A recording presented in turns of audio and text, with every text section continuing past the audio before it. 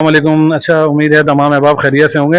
अच्छा, अभी तक यूट्यूब के ऊपर आपके पास जो इन्फॉर्मेशन मिली होगी वो कुर्बानी के हवाले से तो बहुत से लोगों ने आपको इन्फॉर्मेशन दी होगी, और इसके अलावा फीडलॉट फेडलिंग मतलब 3 महीने की जो माल ला के जो है वो रखा जाता है, उसका वज़न बढ़ाया जाता है। लेकिन मैं आज कट्टू के हवाले से आपको इन्फॉर्मेशन देना चाह रहा हूँ। कट्टू से मुराद ये है कि गोश्त की ट्रेडिंग किस तरह होती है। कि मिसाल के तौर पे कुर्बानी का काम ऐसा है कि जो आपका जो 3 महीने 4 महीने आपने किया, उसके बाद जो है काम ख़त्म हो जाता है। लेकिन ये गोश्त का काम ऐसा है, गोश्त की ट्रेडिंग ऐसी है, साल भर नहीं तो कम से कम 10 महीने चलती है।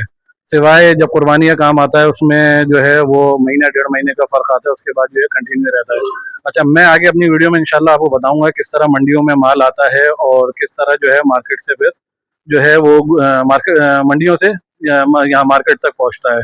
तो मैं सबसे पहले ये कहूँगा कि जो आपको कम से कम जो इनिशियल स्टार्ट करना चाह रहे हैं, जो कट्टू का काम जो है, गोश्त का काम जो करना चाह रहे हैं, उसके लिए ज़रूरी ये है कि कम से कम जो है वो 100 किलो का बच्चा आपने इनिशियली, वैसे तो आप 2 मन भी 1.5 मन भी, लेकिन कम से कम 100 किलो का बच्चा होना चाहिए।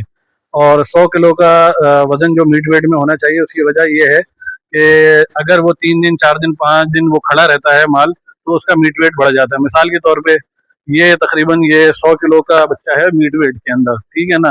ये भी तकरीबन 105 किलो के करीब का होगा। ये अगर 3 दिन 4 दिन 5 दिन खड़ा रहे तो ये कम से कम जो है अपना मीट वेट बढ़ाएगा। इसके अलावा ये छोटा माल जिस तरह का ये है, अगर ये माल होगा तो ये माल जो है वो वजन इतना ज़्यादा गेन नहीं करेगा। तो इनिशियली जो है वो जो काम करना चाह रहे हैं, तो मेरी नौजवानों से रिक्वेस्ट ज़रूर होगी कि इसके ऊपर काम करें। 3 माल 4 माल से ये काम भी शुरू किया जा सकता है। और मैं आपको थोड़ा सा माल का भी बता दूं, मैंने कहा कि देखें कट्टू के अंदर तो मुख्तलिफ रेंज आ रही होती है। 100 किलो का बच्चा ज़रूरी नहीं है, और इसके अलावा जो है 1.5 मन है, 2 मन है, 2.5 मन है, 3 मन है। अच्छा, क्योंकि एक्सपोर्टर के लिए भी कम से कम, अगर एक्सपोर्टर भी जो होता है कम से कम 100 किलो से ऊपर का बच्चा वो ले रहा होता है। मैं थोड़ा सा माल आपको बता देता हूँ कि कट्टू का माल किस तरह का हो। इसके अंदर रेंज के अंदर तो बहुत सारे माल खड़े हुए हैं। 100 किलो का भी है, 80 किलो का भी है, और जो है वो 3 मन मीट वेट का भी सारा इसमें अंदर आ रहा होगा।